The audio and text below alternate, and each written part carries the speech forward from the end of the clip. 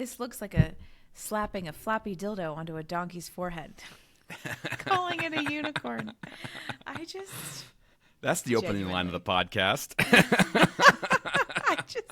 This book is so funny. I needed to just write down all of the jokes and just pretend like they're mine. Okay, are we ready? Yeah, hit it. All righty.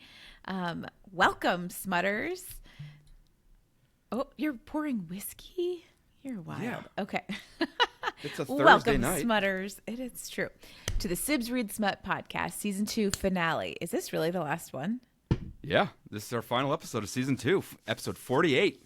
Holy shit. I'm Helen. Who are you? I am Ned. Wow. Welcome to the podcast. So nice to meet you. Hello. Fuel up your private jet, prepare some glitter bombs, and take your hangover pills. It's Billionaire Smut time. This is a podcast, hell yeah, where we read, rate, review, and tell jokes while discussing our favorite dirty romance novels. If you're liking our brand of bullshit, please rate us 5 stars, and subscribe. Every little bit helps. And if you have season 3 book suggestions and or questions, reach out on our socials, Sibs Read Smut on Instagram and TikTok, and email us at sibsreadsmut@gmail.com. You would be the first non-spam person to email us there. So that would be great. Make sure to tune in on Fridays for the Sibs Read Smut mini-sodes, where we discuss other books and pop culture outside of the Dirtyverse. And Smutters, still and always, please support your local libraries. Give love to all those dirty bookies. That sounds like they're gambling people. Personally, I'm in a monogamous relationship. Actually, that'd be smart. I'm in a monogamous relationship with my girlfriend, Libby, and we have a great time. She talks very fast, but I like it that way. On today's podcast. That's a new line I haven't seen on the script before, Helen. She talks fast because I set her at 2.5. Just kidding. I set her at 2. So today's podcast, we are discussing Sibs Read Smut. That's the title of our podcast, Helen. We are reading A Deal with the Bossy Devil by Kyra Parsi. It's one of the Bad Billionaire Bosses series. It's book number 1 of this series. And it's pretty fucking phenomenal. So I'm going to pause right here and tell all my book friends, please go read this. And I loved this so much, and we'll talk about it. But if you don't like it, don't ever tell me. I just want to live in just how wedded much bliss. I love wedded bliss with this book. I don't ever want anyone's negative opinion on it. I loved this book. So stop now, honestly, and go read it, and then come back to the pod, because spoiler alert, we do talk about these books tip to taint. Ned's favorite line, beginnings, endings, and twists are all fair game. So go read it now for real, and then come back. And off we go. We'll start with Ned's favorite part of this entire thing, cover watch. Would you like to share with us what you thought of this cover? I have a feeling it's going to be positive. It's the perfect cartoony cover. Perfect cover. This book, Ned, we're going to have to find some kind of issue with this book, because we're obsessed. Knocked it out of the park, and on a lot of levels. But yes. Perfect cartoony cover. I mean, what a way to end season 2 with a book we both loved and both had never read before, right? Yeah, never. I've never read anything by her before. I checked my Goodreads across the board looking for other stuff, because I was like, how could we not have known about Kyra Parsi? But yeah, it was pretty great, cover wise and everything else. Do you want to kick us off with an intro? Or do you want me to start off the intro summary of this? I mean, you're welcome to start talking about the book and how obsessed we are. And again, don't say anything negative about it. I'm just kidding. We do have to find some negative about it. I'm obsessed with this book. It was single perspective. I mean, we know, but single perspective done well. I mean, it was done well, but we usually tend not to like it. But I think we could have. This book would not have worked if it was dual perspective. But I was, I would have liked to see some stuff from him. I think once we got to the reveal, of the the low I do point. have a critique. Very late in the book, very late. Like, I feel like it was almost at the end where, like, I was like, there's still things I don't know about this story. And it was, like, almost the end. But I still lot of exposition in the last, like, third of this book. Not even third, maybe even, like, the last 20%. Yeah, I will say, so for his perspective, speaking of single perspective, I signed up for her fan club online, so I get the emails. So you get the bonus chapter? I got the bonus chapter, and that is from his perspective. I have not read it yet. I just have it in my email. But we do get his perspective for one chapter. Yeah. If you sign up for the fan club. But diving into the story here, let's give these people Nips a taste. Nips first, a taste of what we enjoyed about this book. Rhea Sanchez is the main FMC, female main character. 28. She's chaotic as fuck, sarcastic as fuck, and she has almost zero impulse control. I love that. Yeah. There's a note it's a more of a suggestion than a personality trait. Such a good way of putting it. Like, she has none. She's just off to the races at all times. Yeah, and she's just kind of like middling through life right now, just taking jobs she doesn't like, dating, not even really dating, just kind of bouncing around, nightstands. Yeah, banging here and there, and she's not having much direction in her life since high school, despite being valedictorian of her high school class and everything else, lots of potential, but something happens. We don't know about it. Like we just said, we don't know about it until way late in the book. Yeah, something happened throughout. Almost the whole thing. You don't find out what happened until super late in the novel, but something happened that sort of set her off course. So the book starts with her committing an act of assault, against who she comes first. to. Well, yes, but she comes to find out that the guy that she assaulted is the billionaire CEO Adrian Coulter, who is our MMC of this story, and it was also not the guy that assaulted her first, who she then was getting revenge on, so it's Halloween 1. 2, she's dressed up as Where's Waldo, which is just great. Like a great costume.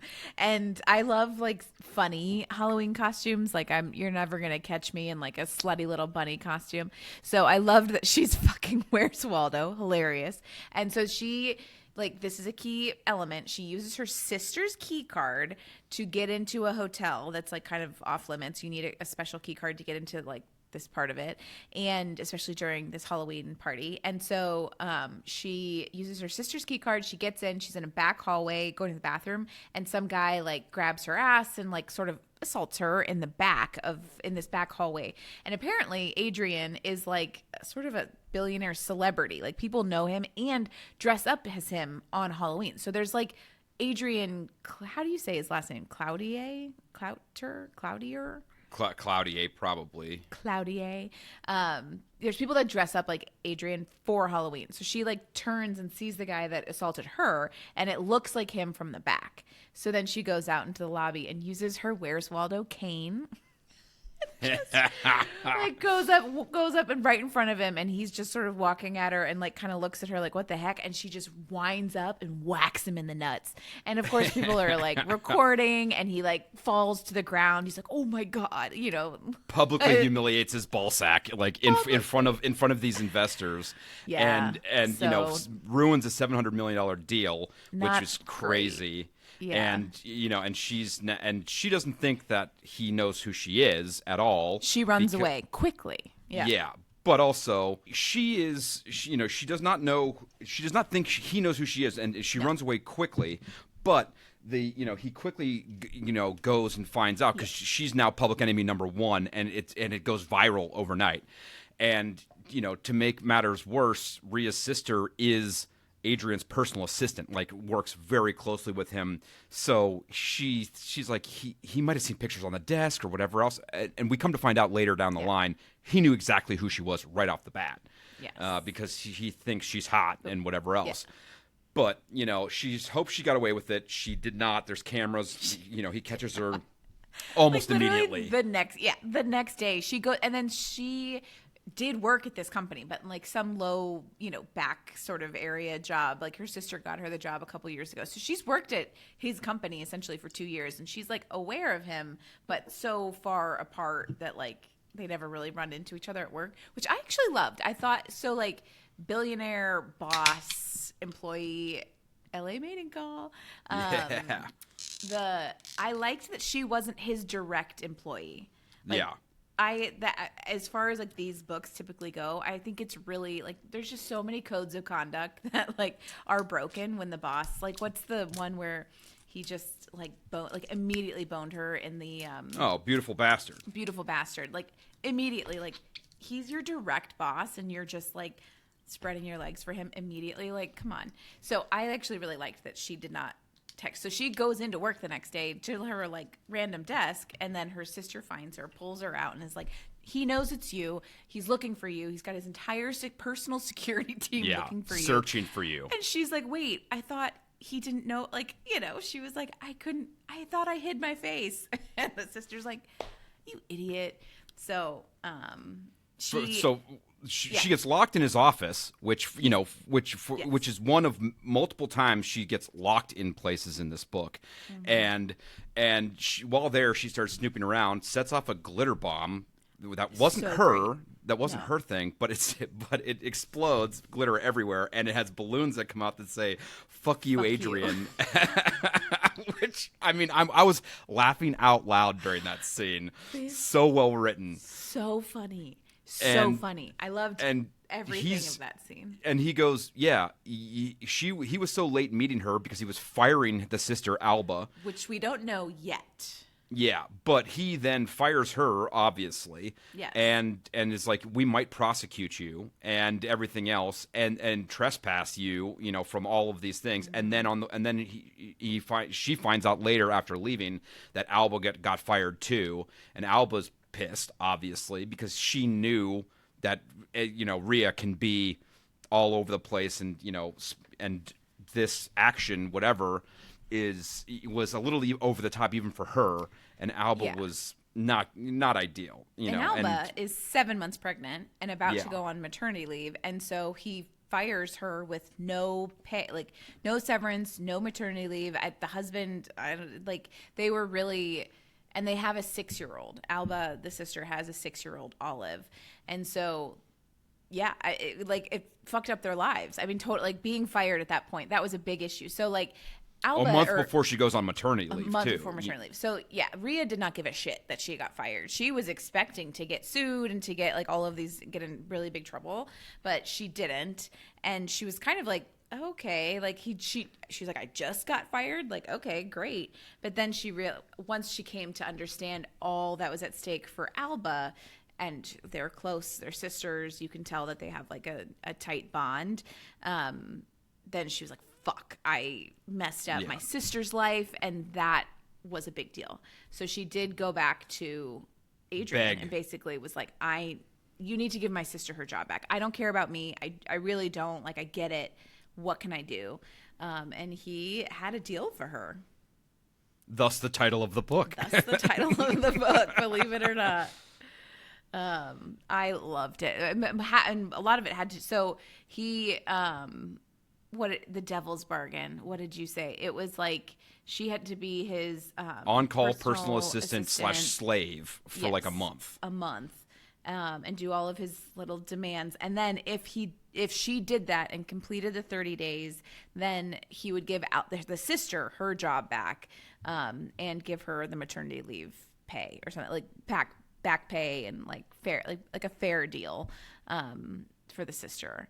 And so Rhea agrees because obviously she loves her sister and she knows that she fucked up and wants to protect her. And really, but what? But you know, she doesn't really have a choice. I mean, she fucked her sister's life up, and it's, you know, and but she also goes, if I can be in his vicinity and he's going to treat me like shit, he's already treated her like shit, making her work on weekends, making her work, you know, crazy hours, making her work, you know, all of this stuff. She's like, he deserves a little payback for her treating my sister like crap too. So she's like, if I can get close to him, then I can make his life just as hard as he's going to make mine. They are absolutely taking revenge on each other. Like, they both think that, I mean, she knows what. When this is enemies to lovers done well. I mean, you know, this is like they truly don't like each other at the beginning. Yeah.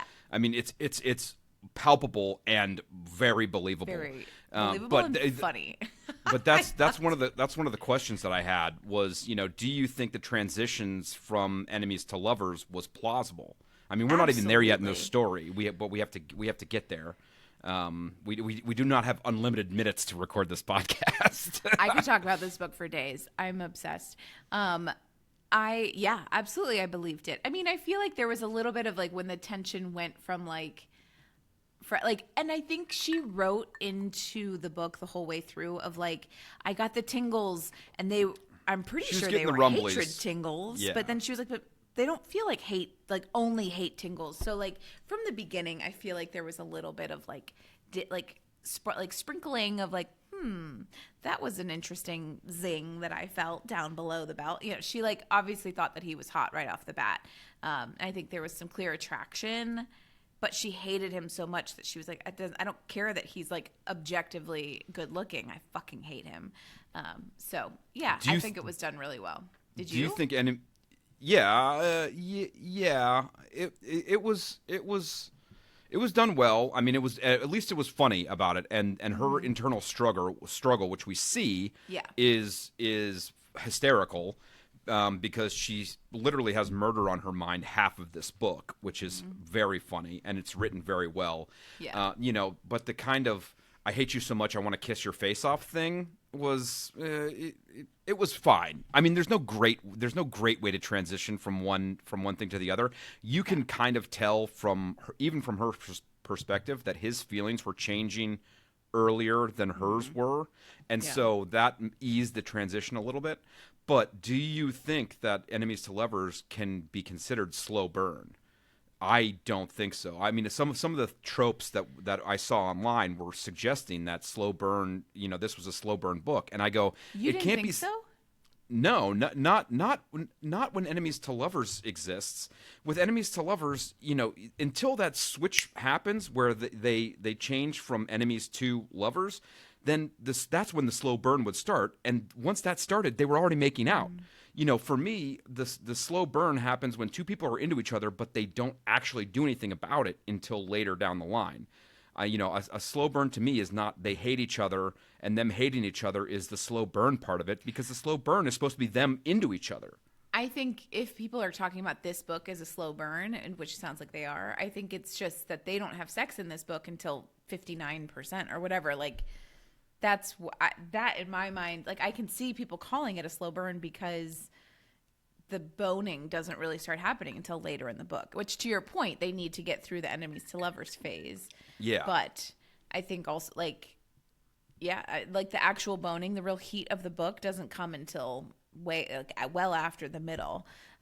So I can see why people will call it a slow burn. You are being very nitpicky about the definition of the slow burn trope. That's literally our jobs here, Helen, is to talk about these things. Also very much your personality. Guilty. So I hear you, and I think I see it both ways. Well, so Adrian decides to make her miserable, and gets her a watch that has a butler bell on it, and tells her that she needs to pick up every piece of glitter in the office, and so she has to go tweezers all weekend. She had to be like, "Why am I bringing tweezers to the office on Monday?" To pick glitter out of the plants. Petty, absolutely. Hilarious. Also, yes. It was so good. She had to accompany him on his jogs to carry his water bottle. The first day, he's like, "Meet me at 4 a.m." And she's like, "What the fuck?" And then she goes down at 4 a.m. and he shows up at 5 after getting tackled by security and all of this. You also find out that the jogging thing, to your point of like she keeps getting locked and like her security. Oh, like she moves into his building. This is part of it. He moves her into the building, and so that she can be closer to him for his every beck and call. But he doesn't tell security who she is or why she's there. Yeah. So she comes in. She's like, "I've been waiting for Adrian for almost an hour," and they just tackle her. Put her in a room, and we find out there's actual reason for that too, because he has been stalked and everything else, which we don't find out yet. But all from her perspective, it's like she just gets assaulted by the security. So I love that because he told her the wrong time, and then he came down. And he's like, "I definitely said 5 a.m." She's like, "You said 4," and he's like, "No, I think I said 5." So he's kind of like fuck you. But there's kind of, I think I knew right off the bat that there was like people after, not people after Adrian, but he had stalkers. There were like her getting tackled by those security guards. His previous assistant was a actual. We don't find that out yet. Yes, like there you find out all the sort of details of why he's so suspicious of people and things and has such high security. But you know from the get that like there's issues, like he needs security because I mean the glitter he's a bomb, billionaire. He's a billionaire, but the glitter bomb popped out and just said "fuck you, Adrian," and then they don't really explain like where that came from or why. Like it was just this. So you know, you're reading it, and I was like, interesting. I know that that's not from her. So like, who sent it? Why is there a "fuck you, Adrian" balloon like in the middle of his like? So I was thinking about that already from the beginning of like either there's women or like stalkers. There's people after him, and then one of her later jobs too is she's going through all of his mail and she reads a death threat. That's just like a very clear like, I'm going to kill you. Here's your address. Here's where you are at this time. Like I know your schedule. I know. So like she quickly realizes like he's kind of a big deal. Well, no, I think she realizes quickly that like it's real. Like there are threats against him, and she's like, oh fuck.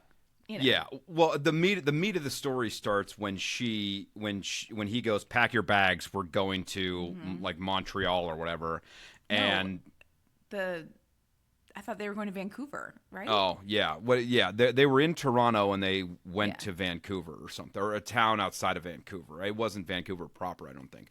But he goes on the plane. He goes, "Oh, here's a ring. You're going to be my fiance to get my mom off my back." And she has to prod him for that. He doesn't want to give her any information. Just show up as my fiance. Yeah. And it's like, and she's like, "No," and finally wheedles it out of him.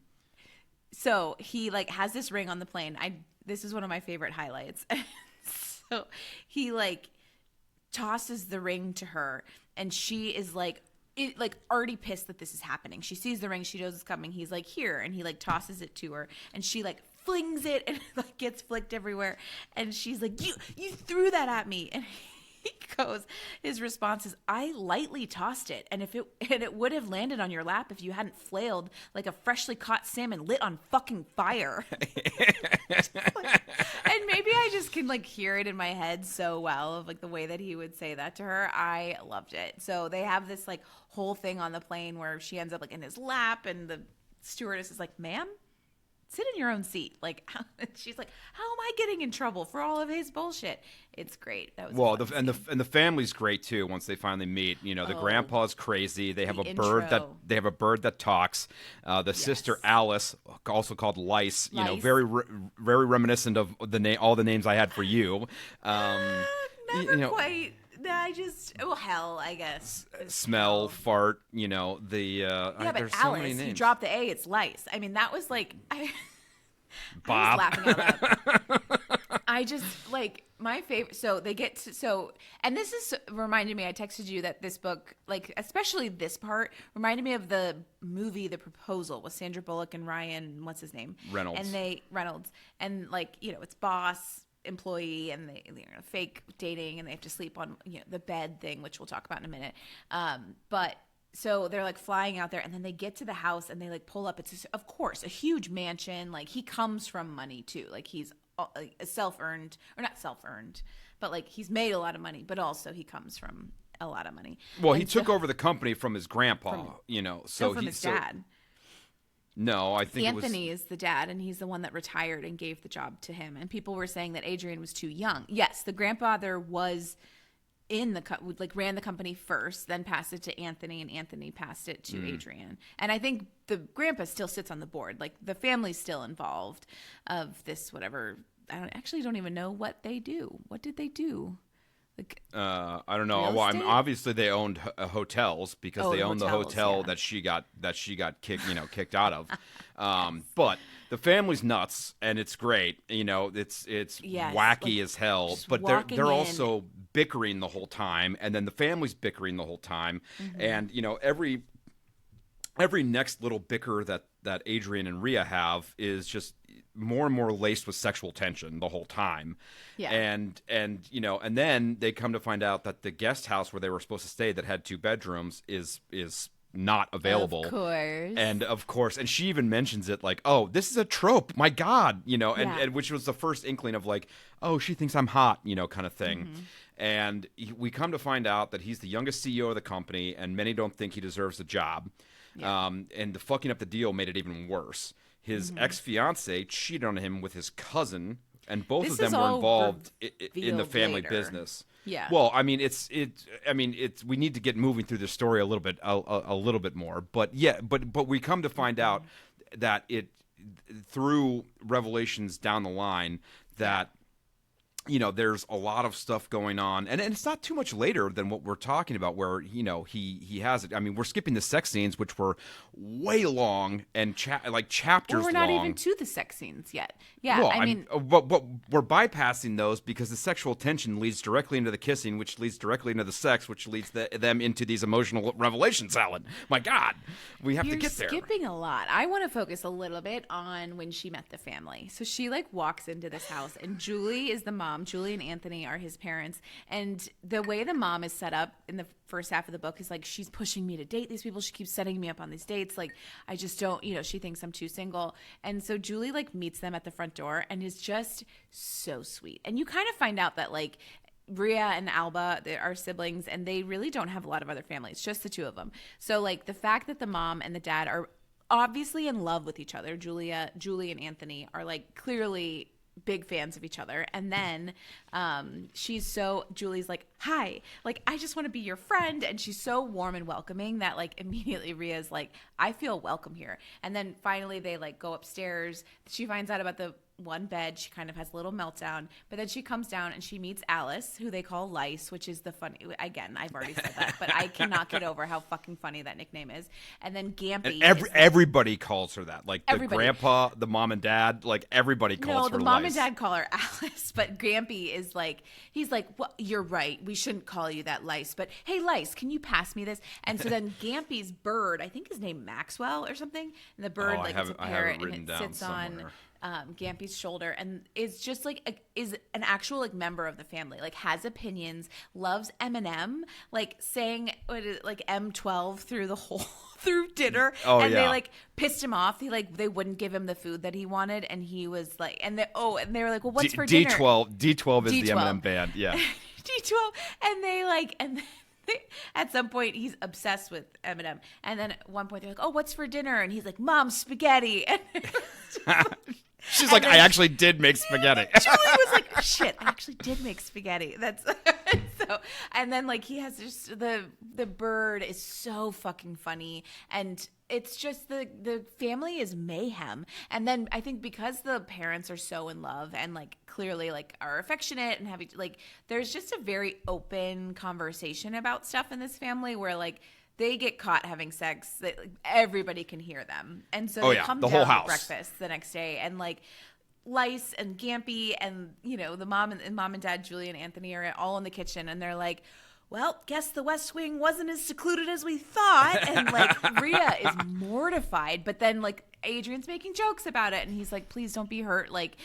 This is all in good fun, and the family is so funny. I can't find the name of the parrot, but we didn't even bring up their her and Jamie, who's great. It's her roommate and best friend. But they have a cat named Tobeans McGuire, which was great as well. And she keeps calling him Tobeans just fell in love with Adrian when he came into the apartment, and she's you dirty little slut, and is just mean to the cat, which is hysterical. She's so mad at the cat for liking Adrian.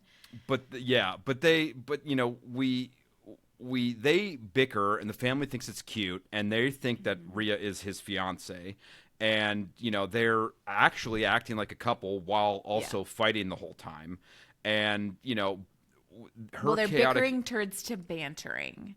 Yeah, but the chaotic energy, is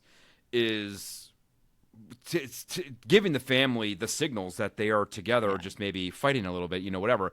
But over the course of them figuring each other out, we get the backstory, his backstory, and then and at the end we get her backstory. But he is a little bit more forthcoming with the stalker stuff, and some of that's, it comes a little bit earlier. And, he starts realizing, too, that she is super loyal, really compassionate, and willing to sacrifice herself for, Alba and everybody else. And, and she lays him out at one point for, like, you treated my sister poorly. You did this. You did that. Really rakes him over the coals, which as a billionaire, he doesn't really get all that often. And, and most of her anger is coming from the mistreatment of her sister, not the mistreatment of her. And so he's kind of like, aw, kittens, and and he starts getting the downtown rumblies, I think, well before she, even realizes it. I mean, she's hot for him, sure. But I don't think she actually starts to like him I think in denial. And later. You come to find out, and we'll get into her whole story, but like part of her whole thing is that she has denied herself happiness, like for the last 10 years due to the series of events we're about to get right into. But like, she doesn't feel like she deserves love. She doesn't feel like she deserves success. She doesn't feel like she deserves any of that. So even when she starts to see him like turning the corner and starting to be interested in her, she's like, he can't possibly be real. It's not real. I don't, even if it is, I don't deserve it. I'm not worth it.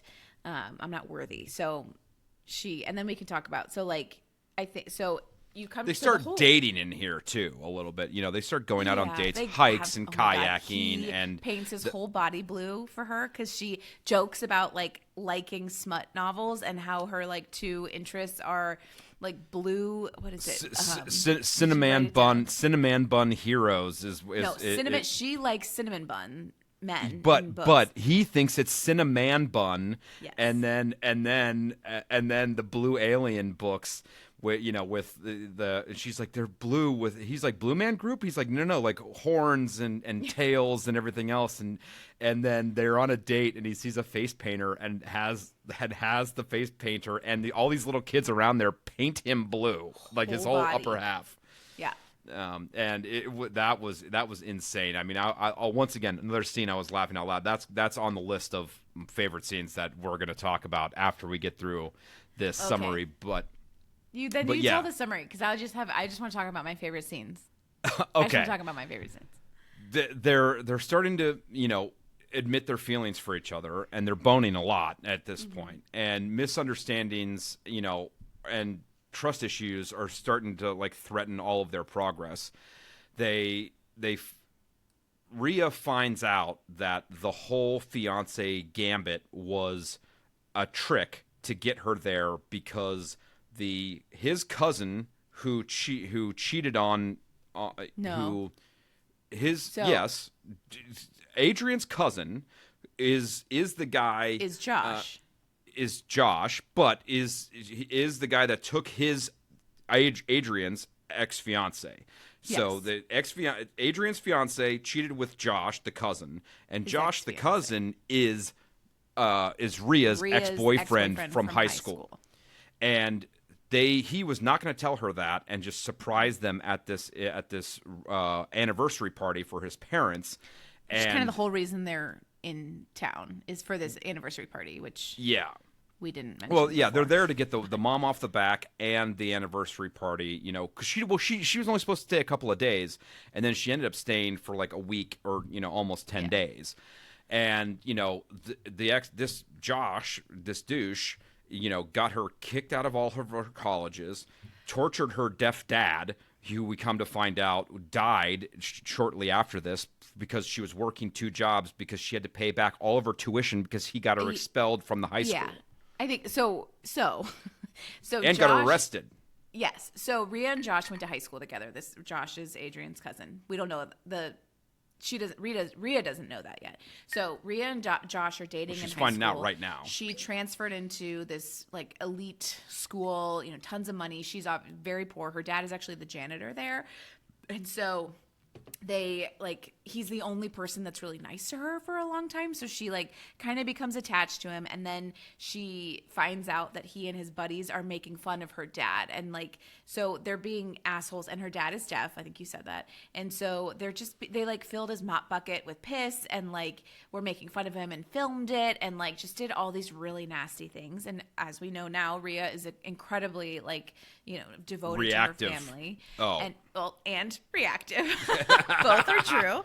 And so she like ends up, she sees all this, she finds all this out about Josh, and she had broken up with him because she was like, this is not it. And he was pissed that she broke up with him. Like, how dare this poor, peasant break up with me, this rich, amazing person. Douche. And so she ends up taking the mop bucket of piss. She breaks the window of his BMW or whatever and dumps the piss bucket onto the front seat of his car. And so then he's pissed, obviously, and then he essentially ruins her life over this. And so, she let him ruin her life, but yes, I mean, okay, she at the time 10 years later, it's still going that. on. At the time, she couldn't do, she was 18 years old. He fucked up her life, no question. He fucked up her life. She let it continue for a decade, and yes, that's on her. And to better explain it, so then she lost her scholarship. So then she and her family, her dad essentially owed the school $60,000 because she got expelled 3 weeks before graduation. So her dad got a second job and was working 2 jobs back to back, and then unfortunately, on his way home from the second job, wrapped his tree around a car because he fell asleep. Wrapped his car around a tree. Wrapped a tree around his car. Both are true. And so sadly, the dad died. And obviously Rhea blames herself for this, if everything hadn't happened. We get this all because kind of in like a verbal vomit. Well, but Adrian comes clean literally minutes before she's like about to walk out the door, and he goes, too late. He's already here. He's on the patio. Like, you're going to have to go by him to get your suitcase to leave. Because once she finds out that this was Adrian's plan the whole time, she's like, fuck you. I'm out. I'm leaving. You. And so she has to walk by douchey cousin, as douchey as advertised, if not more. Mm-hmm. And he is really just a bad guy. And Josh's dad is just a piece of shit too. And the dad is the one who really ruined her life. He's the one that called in all the favors to get her kicked out of all the colleges and everything else. Yeah. And so Rhea takes off, and Adrian, is trying to get her home and trying to book her on flights and everything else. She's like, no, I don't want anything from you. I'm not going to do anything. Yeah. And the grandfather shows up because he needs to step in and tries to talk to her. And to her credit, I think she storms out and goes, no, I'm done. And he's and the grandpa's like, pull your head out of your ass, whatever. And after he doesn't talk to her, but he's still trying to help her out in all these ways. And Jamie, the best friend, and Alba really pull her head out of her ass and are like, you love got him. Well, and you have here's all these colleges that you can go back to. You can restart your life. You can do everything else. Here's a scholarship program. Here's everything. And she storms in there to give him a piece of her mind and goes, "Oh, I love you." And then the epilogue is 6 years later. It's such a simplistic view, but I know you're rushing me along because we're 40 minutes in and we haven't even talked about any of the key scenes or anything yet. And it's epilogue 6 years later, 2 kids, law degree, married to Adrian, blah blah blah. But yeah, that's the base notes of of the story, which went into even more detail than you probably even needed to know. But there's so good. Please read this book. Yeah, I'm obsessed. There's a lot of great stuff. Did you see the twist coming with the ex being the cousin? Yes. Yes. So, when Rhea first gets to the house, Alice, the sister, is like, "Oh, you went to high school in Toronto? How old are you?" And, you see Alice make a connection of, this girl is connected to somebody. And so, I knew at that point that there was a connection there. Yeah. And then when they started talking about a closer connection, and then when they started talking about his ex-fiance Mandy or whatever, Mandy was coming to was coming to the anniversary party with her new fiance. I was like, there's something there. I was suspicious of that. Yeah. And so that then ended up being Josh. And then you find out later that Mandy cheated on him with Josh, and you find out all the details about it. But I was pretty suspicious about it. It was very tropey, and all the tropes were a little obvious, but they were done so well that I didn't really care that it was a little predictable. Yeah. And it was because it's also was his. Well, we talk about nicknames a lot too. What do you think of the pretty girl nickname that he gave her? In the sex scenes.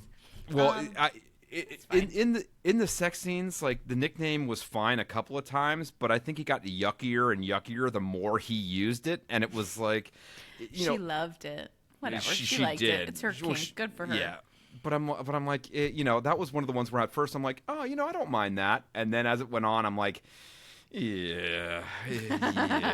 But, if you find one bad thing about this and it's him calling her pretty girl too much, okay, fine, I'll take it.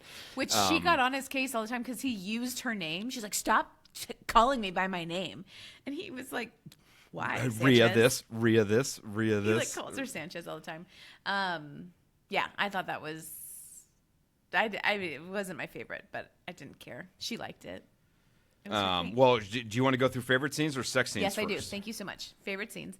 Thank you for asking. I wanted to say, so when the night before she has to leave on this flight, she gets wasted and like almost misses the flight. And so she sprints to the airport. Just, she apparently had packed the night before. Like she and Jamie, her best friend, had she packed while they were watching 2 bottles of wine deep into Bridget Jones, whatever, hilarious. And so then she shows up in Vancouver or whatever at his house, opens her suitcase, and there's 3 boxes of jumbo tampons. There's I wrote down a handful of hair elastics, a pair of yoga pants, 2 crumpled t-shirts, a small pouch of tuna-flavored cat treats, and an unidentified remote control with the batteries removed. Feeling very responsible. Her passport and an empty bottle of wine. I was peeing myself. And then that led into my favorite next part of it, which then of course, oh my God, they have to share a room. So at some point she's like, hey, I need to go to a mall tomorrow or something. I literally don't have any clothes to wear. And so then he's sleeping on the floor. He gets up to go on his run. She's sitting in the bed and she can't sleep because she's so anxious. And so she sits up and he doesn't hear or see her also get up. And he's walking by and he just goes, holy shit. And he looks at her and he's like, you look like the girl from The Ring with your hair down like that. You scared the shit out of me. Yeah. And she's like, that might be the rudest thing that anybody's ever said to me. And it was so funny. I was crying laughing for half of these scenes. And so that was far and away one of my favorite scenes. Obviously them what about the house? What about the house porn? There was a lot of mansion talk in here and everything else, which I love always. I know. I was like, Helen's gonna love this. The whole relationship with Jamie was great too. Their kind of banter and everything. Funny. I mean, so some of the funniest lines in here were Rhea's cat loving Adrian and Rhea just calling it a slut over and over again. And then Jamie tells her at one point, I'm just saying he smells like he's really good at sex. And which I howled at. And then Adrian says to her at one point, he goes, I'm not entirely convinced that newmod at adriancoultierhateclub.biz is your actual email address. So I just decided to stop by your apartment and confirm it. It was like, oh man. I mean, there's lots of funny. And I think my favorite scene was the Gramp stamp where he was the grandfather while he's trying to prevent her from getting on the plane. Was like, oh, Alice and I have been talking about getting matching tattoos. I want to get it on my lower back and get a Gramp stamp, and is trying to explain it, and she cannot help but be charmed by him, and it's she's phenomenal. Like, you know what, I agree with you. Gramp stamp's very funny. You should get a Gramp stamp. Yeah, well, and the whole blue scene too, it had me howling, and then the paint ends up being permanent. And they have to use 3 bottles of coconut oil to wipe it off of him, and 5 hours later. But I think wait, I have a little bit more of my favorite parts. I think I just loved her and her character so much, and there was a couple times where she would get really awkward when she was talking specifically to Adrian, and so there was a time, and maybe I'm just reading this or I'm hearing, because this we had to read it too. We should tell. This is a Kindle Unlimited. Book 2 is apparently an audiobook, but Book 1 is not available in our area, apparently. Apparently Book only 1, Canada. Reading only. And so she has she just has these things where she gets really awkward at one point, and she not at one point, several times throughout the book. And at one point she starts shouting at him well, time to go, and salutes him and leaves. And he's like, what the hell are you doing? And he's just he's so they're both shocked by it. She's like, I don't know why I did that. And then my favorite later is she was like, was it in my head, or did I suddenly sound like I'd inhaled a bunch of helium? He asks her, are you flustered? And she goes, crikey, I think so, mate. It's just a bit hot in here, isn't it? And she starts talking with this accent. That's an Australian accent, yeah. She said the accent. Oh, what? She said, what in the ever-loving fuck was that accent? If Steve Irwin and Moira Rose had unprotected Essex, their love child would pop out of the womb wailing in that accent. It was horrible. She just has these moments where she verbal vomits the funniest shit. She wakes up in the morning and goes downstairs and starts telling the family that her medical intuitive told so-and-so to told Adrian to take this for his erectile dysfunction. The erectile dysfunction. The whole family was like, wait, what? And then his dad was like, wait, what's a medical intuitive? And Adrian's like, she's making it all up. Please don't listen to her. She's like, no, they're really, it's a psychic who tells you what's going on with your medical. And it's so great. I love this Kyra Parsi can really write a scene too, and a turn of phrase. She has a bunch of very funny stuff in here. Do you have more, or can we do sex scenes? You can do sex scenes. If a cock museum were a thing, this is sexy, right? This is sex scenes. So if cock museums were a thing, his would be the biggest, literally, featured exhibition. The building would be named, shaped, and modeled after his dick. I wanted to lick it. Exclamation point on the end of that sentence. Good. But to your point, or to our point earlier, we had to get past the enemies to lovers stuff before anything can happen. So first kiss wasn't even until 51%, and that was I call usually I just say first kiss, but in this one I named it mouth mashing Mona. Because they're in the kitchen and he marches up to her and just kisses her the hell out of her in front of the whole family, and she moans, and Alice is like, "This is a no moaning zone. You cannot moan here. No moaning." And stop moaning. And he gets her a cinnamon bun with raisins in it as punishment, and I'm like, what kind of heinous beast does that? She had already said she hates raisins. So. Yeah. But the 52% was the hatred makeout. They piss each other off so much at breakfast, they storm upstairs to their room and just make out, and a despised makeout. And then it's 56% is the kiss experiment, where she's like, so I'm thinking about leaving, but before I leave, I got to make sure that this wasn't just a one-off thing. We have to kiss to make to see if it was I real. Really don't have feelings. Yeah, and that's when she panics and uses the Australian accent, because it's as good as she remembers it, and she salutes him as she's walking out. But yeah, that's so good. That's when she panics, and then pretty much almost immediately after that, they're playing games of sex chicken after that, and the dirty talk turns into boning session, which he also finds out that she has been icing his hot coffee for the last 3 weeks and just slipping ice cubes in there. And so 61% ice capade inspection. He edges her with ice cubes, and this is very long. I mean, these were chapters long sex scenes. It really felt from 60% to 90%. It was just one continuous sex scene. I mean, it wasn't, but kind of. Interluded by little stuff here and there. Everything was wrapped up in the last 10%. Yeah. So he mouth sexes the hell out of her and edges her with the ice. Lots of banging her brains out. No condo talk, just puts one on. Just a good guy right off the bat. Billionaire protecting his spunk. Yep. 67% hostage hanky-panky. In an effort to get her not to leave, the next morning he sexes her up, but good, and then double digits her, but stops before she gets off and goes, if you want to get off, you're gonna have to stay, and bets her to stay another day, and of course she does. The whole family heard their sexcapades from the night before, which we talked about, and Rhea's super embarrassed. And then 75% was blue man genitalia-ing, a.k.a. spankopotamus. she's super bratty, and this is after he paints himself blue, and she's teasing him.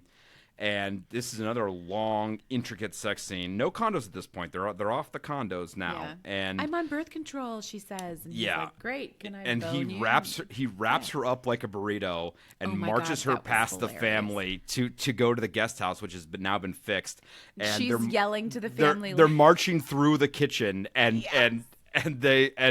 she goes, "This is not a sex thing," and he goes, "Yes, it is." And yes, it is. The whole family's like, "Oh my god, it's so funny." Lots of spanking. I mean, lots of spanking. Oh, that whole scene was all about and then he spanking. pours his heart out to her while spanking her, which was, we learned most of his history here at set like 75% in. 79% just is an orgasm montage. It just goes through multiple of their boning sessions throughout the night and one in the morning. It's also pretty dirty. Just even her explanations of it was pretty dirty. Pretty filthy. And then that's about. I mean, that's it really. There's only 4 very long spicy scenes in here. Where would you put this on the spice-o-meter? Spicy. Spicy? Yeah. What do you think? Medium plus? I mean, with 4, 2 very long sex scenes and 2 very short sex scenes. They were pretty detailed. I mean, very detailed and very long. I mean, I don't know if you can say that just because there are only 4 sex scenes that it has to be medium plus, because it was like intricate intricate and dirty and multi-chapter length. I think just spicy. I'm not saying spicy plus. Yeah, I'd agree. I'd agree with spicy. I mean, but only having 4, I was on the border of medium plus or spicy, and I think spicy because of the length, duration, and actual of his penis. Spiciness of it. I think spicy is probably on par. Yeah. We talked about the good things, the bad things. Obviously, we said it at the beginning of this episode. Would you recommend this book? Oh my God. I was hooting and hollering this entire book. I have literally already texted it to several friends to be like, this was amazing. I loved this book. And then, with the caveat, if you don't like it, do not tell me, because I don't want anyone to rain on my parade. I loved this book. Have you already downloaded book 2? No, but I thought about buying them on the internet, whatever, from maybe going to a local bookshop and purchasing them, because I loved them that much. Maybe when books just hit, maybe this was that, but this book fucking hit. I loved it. It was so funny. It was so good. And I think, what did I texted you, that it had me hooting and hollering and tickled pink, and like I said, I loved this book. It was so good. Maybe favorite we've ever read. So yes, do I recommend it? You fucking bet. 100%. I mean, I would. You bet your nips skid mark. You bet your neck skid mark that I would recommend it. Would I recommend this to mom? Yeah. Why not? Yeah. I just don't, she would be like. Probably not to dad. Dad loves a good spicy. What does he call our little slutty books? Is what he calls them. Sex books. Are you reading one of those little slutty books? Yeah, I don't know. Dad probably wouldn't read it. But Mom, honestly, I think Mom would think it was funny enough that she would laugh. Glaze over some of the sex scenes. Yeah, she might be like, well, I skipped a couple chapters. Would you recommend? I'm assuming you would recommend it. Absolutely. Okay. Yeah. For sure. It's funny. She has this inherent bloodlust that I just enjoy immensely. Rhea does. And, the pets are funny. Their interactions with the pets are funny. The family's great. There's so much good in here. And so while it's predictable and relatively predictable, it's and super trope based. I mean, it does it all very well. Yes. I even said in my notes, I was like, Oh, their safe words too are cinnamon and Waldo, which is great. That's right. But he bribes her to stay for the week with the Alba getting her job back and everything else. But I go cue the tropes: forced proximity, one bed, fake dating, enemies to lovers. And it's all done. It's all done well. And she writes it very well and with a lot of humor, a lot of spice. It was great. The end. The end. Yeah, we loved it. That's all I have to say about that. Usually, I transition to say about that. Usually, I transition to the next part. To the outro by saying, "Do you know what we were reading next week?" But we don't have another book we're reading next week. This is the season 2 finale, folks. We are going to take a little hiatus for the main pod and come back next year with a brand new, brand new eps, brand new books, brand new sex scenes. But stay tuned because we will be coming out with minisodes throughout our hiatus, and we are going to have some holiday specials coming up for you too. Some Thanksgiving and Christmas specials, and we have not picked the books yet. Is a little nutty to me that we're talking about the holidays. We're queuing the holidays. We're queuing. I know, but and I get it, but because it's August technically. We want these smutters to tune back in. Ned, I'm trying to say that I can't believe that the year is already half over. It's fucking. Well, get to your point faster, Helen. I'm sorry. Give me my cane. I'm going to hit you in the nuts, please. Thank you. I am shocked that we are already talking about the holidays. My children's birthdays are in 2 months. My birthday's in a month. I just can't get over how quickly this year has gone. Are you crossing into the continental divide this year? What does that mean? Turning 40? I am. I do. I turn 40 in it's all downhill from here, 6 Helen. weeks. Oh, crossing the continent. I've not heard that. I just made it up right now. It's like a Hallmark card, but the opposite. No, I'm excited to turn 40. I mean, Botox exists for a reason, baby. You'll get my text of all the old ladies flipping you off on the GIF. Welcome to the club, bitch. Yeah. No book next week, folks. But we will stay tuned for the minisodes. We are going to keep releasing those. To be determined what day of the week we might come out with on Tuesdays. We might still keep it on Fridays just to keep doing what we're doing. Again, Ned is in charge of all of that, so he gets to pick. Helen has very little say in any of it, and just as it should be. I barely show up to record when we're scheduled to record. Okay. Yeah. Everyone should go on and read the descriptions I put on the YouTube videos because Helen does not come out favorably in a lot of them. Yeah, the last one I proofed was season 1, episode 2. Yeah. So. She's like, yeah, I don't care about this. So if you're liking our bullshit, and that's generally laughing at our own jokes, please hit that like, rate, review, and subscribe. Generally, shower us with praise. Thank you. Thank you for listening, and tune in for the minisode Smutters. Stay smutty. Stay smutty. What does Rhea do? Ahoy. Ahoy. Aye, crikey. Crikey. And out. Bye.